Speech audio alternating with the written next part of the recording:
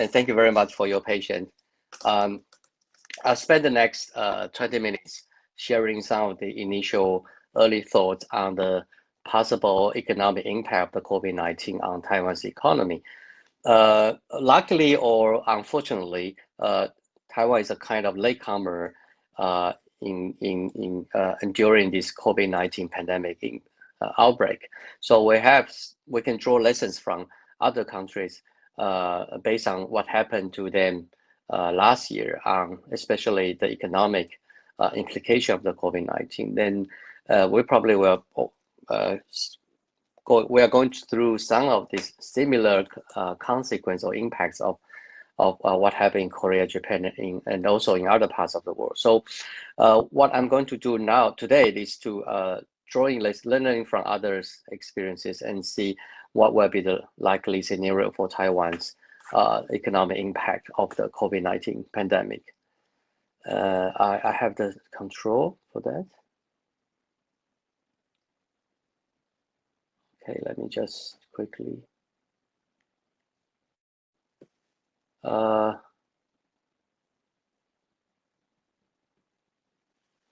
Yeah. Okay. So I'm moving to the next slide now, right? So I suppose it's showing on your screen as well. Let me start with a very basic economic structure of Taiwan. If we look at the GDP contribution based on the three sector theory, which is agricultural, manufacturing, and services sectors, you can see by early 2010, Taiwan has entered a structure that is similar to most high-income or advanced economies. That is the economic engine or the driving forces of Taiwan's economic output is basically coming from the services sector, right? In the last 10, 15 years, services sector contribute somewhere between 65 to 70% of Taiwan's GDP. So, which implies that anything happen to Taiwan service sector, growing, declining, will have a direct and significant impact on the overall economic performance. 2 years ago, there is a discussion on what will be the next generation Taiwan's economic growth, or the major pillars of Taiwan's economy. And one argument presented here is that there are 5 major subsectors that are likely to become the future star of Taiwan's economy. The first one is, of course, the high-tech sector, right? It is still a very bright star in terms of GDP contribution until today. And the next sector here, as argued by this theory, is the financial sector. By the year 2016, the financial sector in Taiwan contribute to or accounted for roughly slightly less than 7% of Taiwan's GDP. It will be followed by education, tourism, and transport. As you can see, out of these 5 major future stars of Taiwan's economic performance, 4 of them are from the services sector. So once again, it highlights the fact that services sector, at least for the domestic economic performance, are the key parameters that we need to support or to observe. Now, taking a different perspective, you can see once again that the services sector are the most critical sector in Taiwan. As here reflected in this chart, updated, I think it's by April this year from my institute, CRER. You can see the major component of Taiwan's economic contribution comes from what we call here other services. That's the services sector excluding financial, wholesale and retail, and real estate and ownership of building. Now you can see other services sector here in Taiwan accounts for around 32% of Taiwan's GDP in terms of the contribution to the GDP growth, right? Financial sectors, as we already discussed, 6.8%. Retail and wholesale trade, 6.8%. Real estate development, 8.2%. So roughly, we are talking about 45 to 55% of the services sector that are likely to the subject to the impact, the direct impact of the COVID-19 pandemic. Let's take another different perspective of the Taiwan's GDP components. As you can see, domestic consumption is one of the major components of Taiwan's GDP, and also trade, that is export and import, followed by public expenditure, and of course investment. Now, we have two scenarios here. The first scenario is what happened in April last year. As you can see, in April last year, domestic consumption dropped significantly to minus 2.5% growth vis-a-vis the same period year before. The only positive growth that took place in April last year is investment. As you can see, investment, especially by the private sector, remained very strong in the last 3 quarters until April last year. It is the consequence of the so-called the great migration of the supply chain. So we are seeing a lot of Taiwanese investment that are originally planned to go outbound, stay home. And that is a major contributor of this strong investment growth that we witnessed since late 2019 and all the way to April 2020. In terms of trade, there's a significant decline because you can see, as you understand, you're aware that by April last year, all major markets, including China, US, EU, and Japan, are suffering from the COVID-19 pandemic. And as the demand from those major markets gone, so was our trade performance. And of course, our import is also in decline. So this is the first scenario that we witnessed in the last 18 months. That is the first scenario that happened in April 2020. Now we are seeing another scenario that is the performance of October 2020. The most significant performance here in October 2020 is, of course, a very high level of export growth. And this growth continued all the way until actually May this year. It is, of course, because most of the major overseas markets are recovering from the COVID-19 pandemic, and we are seeing the demand of trade, especially demand on ICT products and other consumer products, are underpinning this significant export performance. So this is what I refer here as the second scenario that we're likely to witness for the next couple of months, because trade or export becomes probably the only underpinning pillar that is supporting Taiwan's economic performance, and that is likely to be the case for the next couple of months. So if we summarize what happened in the last 18 months elsewhere and also in Taiwan, we are going to see a likely scenario under which export for Taiwan continue to grow because the demand from overseas markets remain very strong, as you can see indicated in this chart on my right-hand side. Trade has continued to grow in the last 11 months, especially from January this year. We are seeing a very strong demand and for export. For products from Taiwan, especially in the ICT sector. So the export performance continued to increase in the last several months, all the way into May this year. Import is likely to decrease because people buy less. But this is only a possible scenario. Another scenario is that because export continue to grow, So it will be import because we need parts and components from China, Vietnam, and the other parts of the supply chain. So it is also possible that import will remain also on the rise because of the export demand. Domestic consumption is most likely to decline, right? People still shop online, but in general, as we witnessed from what happened last year, there will be still a deprived consumption for the domestic market. Investment, we're not sure because supply chain reform is still taking place. Trade war between U.S. and China remain in place, and the critical supply chain review just published by the U.S. Last week also indicate there will be a second wave of supply chain restructuring.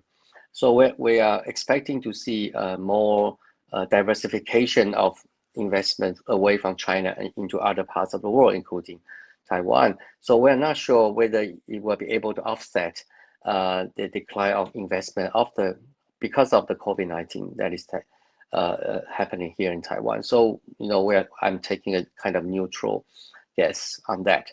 Public expenditure is on the rise, of course. You are seeing the government just passed a kind of stimulus budget, and we are going to witness more stimulus expenditure that is coming to light in the next couple of months. Now, this is the likely scenario, but there's also a worst case scenario under which export remain neutral. This is quite unlikely, but I'm just describing it as a kind of worst case scenario. Import is declining, domestic consumption will be declining, so is investment. So the only increase or the only growth will come from public expenditure, and that will put a lot of pressure on the financial capacity of the Taiwanese government. So hopefully we are not going to witness the worst case scenario. Hopefully we are hoping that the likely scenario will happen in Taiwan. Now, the scenario is based on other countries' experiences. This is a summary of that's being undertaken by McKinsey and has been updated in April 2021, based on a comprehensive survey of CEOs across different countries. As you can see from this chart on my left-hand side, the consensus of CEOs from different countries is that scenario A1 is the most common, is the consensus among CEOs as the most likely scenario of the COVID-19 impact. But also in different countries, for example, I'm taking Australia as an example here. CEOs from Australian companies are looking at a different kind of recovery impact and recovery model. Let me just move to here. Globally, you can see the CEO's consensus that there will be recurring health impact. So the COVID-19 will be contained at some period of time, and it will recur at a later stage. So it will have an impact on the economic recovery in a slower near-term growth, and the time to recovery will be longer. But in the Australian experience, you can see if we are able to contain the health impact of the COVID-19 in a relatively shorter time period, then the impact on the economy will be also much shorter than scenario A1. So we are talking about maybe a quarter before the economy will rebound, and we're going to witness a strong growth and also recovery in the second quarter from, for example, day one of the outbreak. So if the Australian experience applied to Taiwan, second quarter of this year probably will be the worst quarter for Taiwan's economy in the year 2021.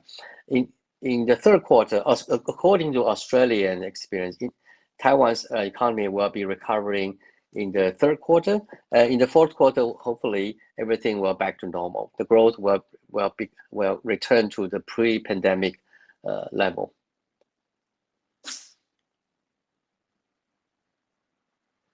The most likely scenario for Taiwan, apart from the Australian experience, is probably what happened in Korea. In this first quarter of 2020, which is last year, you can see there's a sluggish private consumption here, as denoted by this black line in South Korea. The most significant impact of Korea's economy is the drop of exports that happened between the first quarter and the third quarter of last year.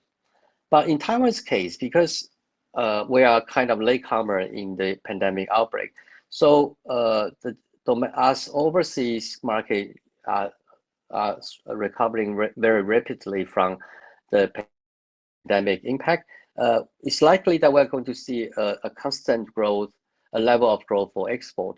So this is likely to be the Taiwan's case based on the Korea's experiences. So trade will remain strong, export will remain strong, but domestic consumption will be sluggish. It will take some time for the domestic consumption to return to the pre-pandemic level, which is denoted here as 100 points. So you can see 3 quarters after the first outbreak in Korea, Korea's domestic consumption remained below pre-pandemic level. Hopefully, we're not going to see the worst case, not the worst case, but the worst case scenario based on the Japanese experience. What happened in Japan is that there's a recurring of outbreak. So Japan's sustained extended period of negative growth for GDP, all the way from January to last year, all the way to the third quarter of 2020. So supposedly, Japan's economy will remain positive if there's no recurring of outbreak. But unfortunately, what happened in Japan is that since March this year, there's a recurring of confirmed cases until today. So you can see for the first quarter of this year, Japan's economy returned to the negative growth area. So this is what I refer here as the worst case scenario. That is, there's a short period of containment of the outbreak, then there's a recurring of Covic again at the later stage. So let's cross our finger for the likely economic impact scenario in Taiwan. Well, the confirmed cases for the last couple of days support the observation that we're going to have the economic impact is likely to happen in the likely scenario, under the likely scenario. The confirmed case has been declining rapidly for Taipei and New Taipei cities, and also the number of confirmed cases are also relatively small in other parts of Taiwan. The only concern is that the death rate is still quite high, but there are scientific explanations behind that.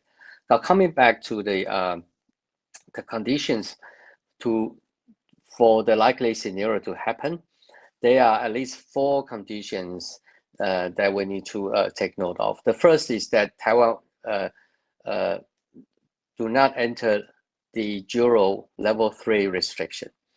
Now, I describe the situation here as a de facto level 4, but the zero level 3 restriction. That means the Taiwan people is demonstrating a very high level of self-constraint. So de facto, we are looking at a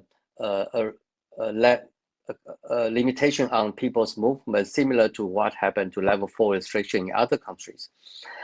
But since there's no de jure level 4 restriction, so factories, manufacturing sector remain open. There's no obligation for the factories to shut down, unlike what is going to happen under level 4 restriction. So hopefully we can keep this de facto level 4, but de jure level 3 condition for the remaining months to come. And the second condition is, of course, contain health impact with limited recurring cases before population-wide vaccination. Well, vaccination is a political as well as a health debate here in Taiwan. The quantity of vaccination is increasing, but I don't know whether we can achieve a population-wide vaccination program by October as promised by the government. But if that's the case, then I think we will be we'll be okay to observe the likely scenario to happen to our economy. The third condition is the manufacturing sector suffer no large-scale health impact. That is what happened now. There is a cluster confirmed cases in a limited number of high-tech factories. So hopefully it will remain. The cases will remain limited and separate from each other. So there will be no large-scale cluster confirmed cases. The last one is global demand remain very strong for the remaining of the years, and the strong growth as reflected in export performance will be able to offset the loss of domestic consumption. So lastly, let me summarize this. Even though it is quite likely that we're going to see the best case or the most likely scenario on Taiwan's economy because of the COVID-19. But we have to remember that Taiwan is no exception. So there will be a long-term impact of the COVID-19. So how do we adjust to the new normal post-COVID-19 is as important to Taiwan as for everybody else. And there are three keywords here. The first keyword is resilience. So resilience is also a keyword for Taiwan. How we redesign our supply network to increase diversification, also to increase the level of flexibilities, and also how we can sustain our economic recovery through economic health and social reforms. How can Taiwan accelerate the speed of digital transformation to underpin or facilitate the speed of recovery? And then lastly is, of course, taking this opportunity to undertake renewal undertakings. For example, the renewal of our healthcare system. Because of the COVID-19, a lot of remote diagnosis through digital phones are allowed for emergency purpose. How many of them can stay here and become a permanent remote or e-health initiatives remain to be seen. But that's one of the examples of the renewal or the rethinking of the health system. And by the same token, there will be renewal thinking and approaches that can be applied to, for example, other business as well, including the reorganization of company, how people works, and how people engage in the workplace with colleagues, and also there will be renewal of the logistics services here in Taiwan for sure. And many of these will stay here and become permanent restructuring, structural reform phenomenon. And I think that's something that we all need to be prepared for. And I will stop here. Thank you.